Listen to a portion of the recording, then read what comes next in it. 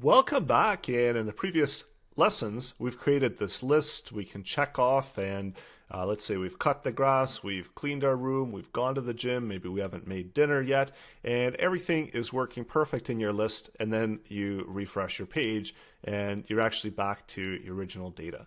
So not great, because then you have to go through the list again, check things off, and it's not really useful in the fact that whatever we've entered in here is not being saved. So let me show you how you can save this information. Now, of course, there's a number of ways to do this. If you had a database, you could store it to a database, doing an AJAX, sending that data over, and then pulling that information. But for now, what we're going to do to keep things simple, we're going to store it within the session storage of the browser. So this is going to be just one way that we can make use of that data and output it into our content. So let's make some adjustments to our script here, and let's bring some of our information out of our variables here, and let's run these on window onload. So whenever the window loads, then we fire off this function, and within this function, this is where we're going to check to see if there's session storage. So session storage, available in most of the new browsers. Some of the browsers still might not have it, so if you're not able to store to the session storage, then you might want to choose to use Chrome for this, or you could save it as a cookie as well within your browser. So session storage, and we're just going to call it task, and if it's not null, that means that we've got some data stored in there. And if we do have some data stored in there, then we can parse through that information and output it as the JSON, the data JSON. And if we don't, then what we need to do is we need to store some information in there. And we can do that a number of different ways. We can pull out that information and build the list through some existing data. So let's do that. And we can actually even keep it in here.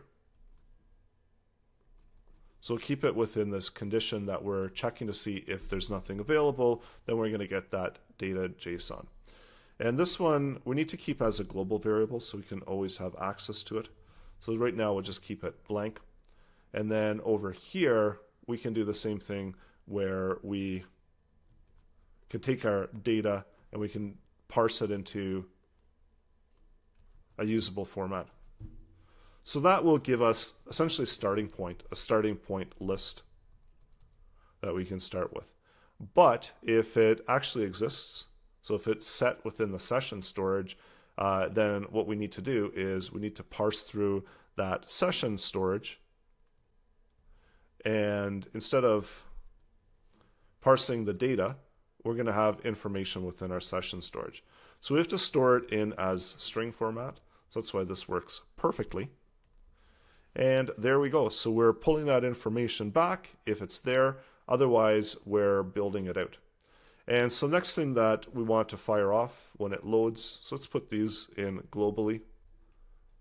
So we've got some global variables there that we're going to make use of. So next thing that we want to do is that we want to load through this data JSON, and we want to build out our checklist. So we can do that within a function if we want. So next, let's create a function to do that. We'll call it build check. And within here, so let's actually pass through our data into there. And the reason that I'm doing that is that this is going to make this application more flexible once again. And this is what we're ultimately after. We want to have that flexibility for our applications. So next, let's add that in there. Let me clean this up. So realign everything using the beautify. So now we're passing in this data. So we're not calling it as data JSON. So let's update that. So remember, we're grabbing that information here in the window onload, and then we're passing it into that function. So that's why it's different. And we're still got the same task list. We're still building out these variables. We can get rid of this part now because we don't need that console anymore. We know it's working and we're not changing any of the code. So next we need to add the events to it. So that's fine, that's already in a function. And this one again is looping through, and it's calling a function to update JSON. And this is again where we need to grab that global value. So if we wanted to, we could continue to pass that data through to the add events, and then we could also pass it into the update JSON. But for now, let's just keep this as a global value so that we don't have to change a whole lot of our code, our structure of our code. And I think we're ready to try this out to see if it works. So when I refresh, it should actually load. So it loads all of that data. So the data is coming from here. So let me update something here just to show you it's still coming from there because we haven't set any of that session information. So while that session doesn't exist, we're just always going to be pulling in this default data. So next step is to add in the session where we can actually store information to that session. And maybe another thing that we want to add within our HTML is we want to add the ability to add to our list.